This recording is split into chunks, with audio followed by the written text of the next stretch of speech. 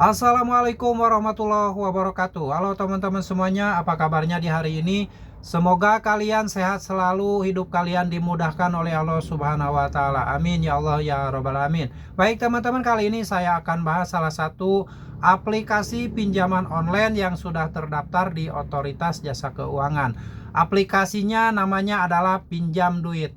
Ada apa dengan pinjam duit, bagaimana cara pengajuannya, dan resiko terberat apa yang bisa kalian dapatkan nanti jika kalian telat bayar atau gagal bayar di aplikasi pinjol pinjam duit. Sebelum saya bahas lebih lanjut, saya ucapkan terima kasih buat teman-teman semua yang sudah support channel ini, selalu mendukung channel ini, dan selalu menantikan video-video yang saya upload berikutnya. Saya doakan kalian sehat selalu, berkah selalu, dan hidup kalian dimudahkan segala sesuatunya oleh Allah Subhanahu wa taala. Amin ya Allah ya rabbal alamin. Baik teman-teman, kali ini saya akan bahas aplikasi pinjaman online yang sudah terdaftar karena berada di deretan 102 pinjaman online yang sudah terdaftar dan berizin di Otoritas Jasa Keuangan. Jadi pinjaman online ini berada di pengawasan OJK dan AFI. Pinjam duit adalah salah satu pinjaman online yang bisa ngasih pinjaman untuk kalian dengan nominal limit yang ditawarkan sesuai dengan penilaian skor kredit kalian. Langkah yang pertama yang harus kalian sebelum meminjam adalah registrasi dengan memakai KTP kalian yang asli, lalu data-data kalian diinput dari mulai riwayat pekerjaan kalian apa, penghasilan berapa, lalu nomor handphone kalian diinput juga, selanjutnya nomor rekening yang sesuai dengan nama di KTP. Jika registrasi dan verifikasi sudah selesai dan sudah disetujui, biasanya di pinjam duit itu dikasih limit minimal 800.000 untuk yang pertama kali mengajukan pinjaman. Selanjutnya, jika kalian misalkan ingin langsung meminjam, cobalah kalian meminjam limit 800.000 tersebut dan nanti akan dicairkan jumlahnya 800.000. Untuk tenor pembayaran itu pertama kali adalah jaraknya 15 hari dari tanggal pencairan. Jadi nanti kalau misalkan kalian mencairkan dana, mengajukan dana 800.000 dalam waktu 15 hari, sudah harus mengembalikan sejumlah uang sekitar 500 ribuan. Itu jarak 15 hari dari tanggal pencairan.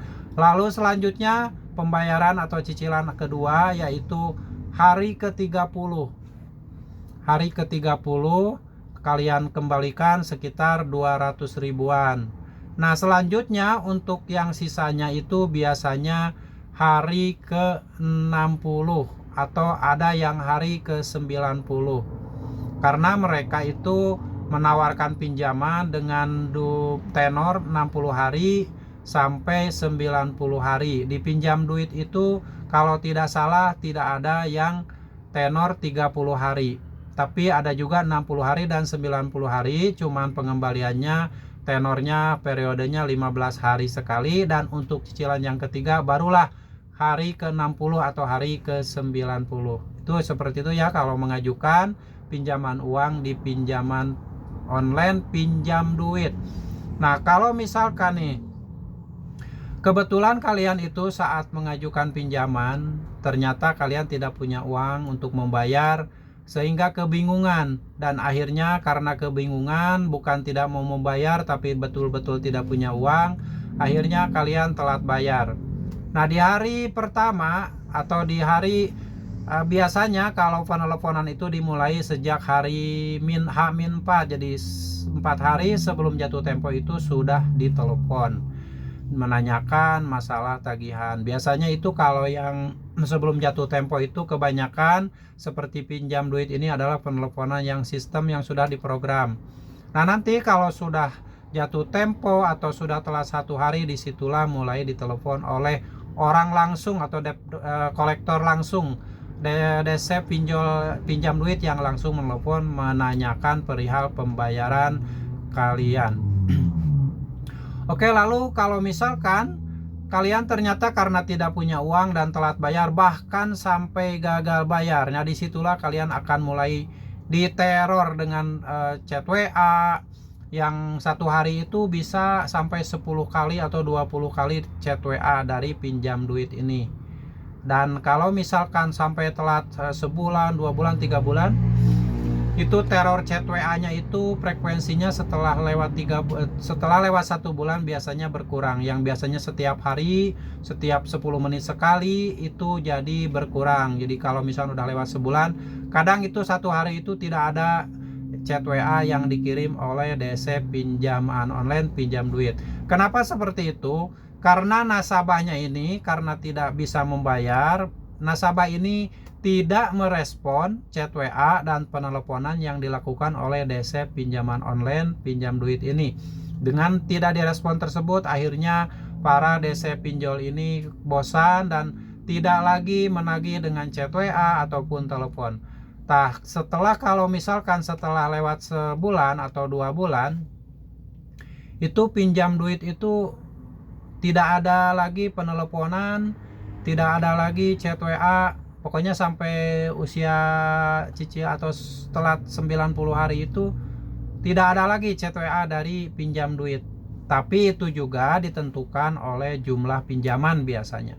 Kalau pinjamannya besar itu biasanya terus setiap hari ditagih. Kalau pinjamannya hanya 500.000, 800.000 atau paling tinggi 1 juta, itu biasanya kalau sudah lewat sebulan jarang di chat WA. Karena mungkin mereka merasa bosan karena tidak direspon dan telepon juga tidak diangkat. Oke, jadi itulah resiko kalau misalkan telat bayar atau gagal bayar di aplikasi pinjam duit. Diteror dengan chat WA, ditelepon secara terus menerus dalam waktu periode sampai selama 2 minggu sampai 1 bulan. Nah, setelah lewat 1 bulan sudah tidak ada lagi. Dan kemungkinan nanti kalau misalkan kalian memang betul-betul tidak punya uang dan tidak sanggup lagi bayar, ada kemungkinan nanti data-data kalian akan masuk Slik OJK, dan tentunya jika masuk Slik OJK, data-data kalian akan di blacklist dan skor kredit data kalian bermasalah, tidak bisa lagi mengajukan pinjaman di platform pinjaman manapun, baik itu pinjaman online, bank konvensional seperti Bank BCA, Bank Mandiri, Bank BNI, Bank BRI, pokoknya bank yang konvensional. Terus leasing motor seperti Adira Finance, FIF, pokoknya leasing motor kayak Home Finance, BCA Finance, itu kemungkinan tidak akan bisa lagi mengajukan pengajuan kredit ataupun pinjaman. Terus lalu kalau kalian misalkan mau kredit rumah juga, itu akan bermasalah karena skor kredit kalian, data-data kalian di BI checking itu sudah di blacklist. Itu biasanya jaraknya sekitar 5 tahun untuk pemutihan kembali. Itu juga harus ada pembayaran kalau data kalian ingin kembali normal dan bisa mengajukan pinjaman lagi. Oke, demikian sekilas tentang pinjaman online, pinjam duit. Jadi kalian berhati-hati karena pinjam duit ini bunganya cukup tinggi juga. Karena ini kan periodenya 3 bulan, ada yang 2 bulan, tidak ada yang 30 hari. Dan untuk perhitungan bunganya itu kalau yang 60 hari itu sekitar 4, pokoknya perharinya 0,4% ya, 0,4%. Jadi kalau 60 hari berarti 24%. Pokoknya seterusnya seperti itu hitungannya. Jadi hati-hati aja, jangan pernah meminjam uang di aplikasi pinjam duit karena nanti kalian akan terjebak bunga yang besar. Di situ juga kalian akan ditawari nanti pinjaman lain yang bunganya lebih besar, tenornya lebih besar, tapi hati-hati karena itu mungkin ada kemungkinan pengalihan data ke pinjaman online yang lain tapi melalui pinjam duit. Semoga video ini bermanfaat dan buat kalian tetap semangat. Yang saat ini ketakutan, apa yang mesti kalian takutkan? Tenang saja. Yang namanya gagal bayar itu kan faktor ketidaksengajaan. Jadi hadapi saja segala sesuatunya, prosesnya bagaimana, jalani saja sampai nanti mendapatkan solusi terbaik agar kalian bisa melunasi hutang-hutang kalian. Demikian, sampai jumpa lagi di video saya selanjutnya. Wassalamualaikum warahmatullahi wabarakatuh.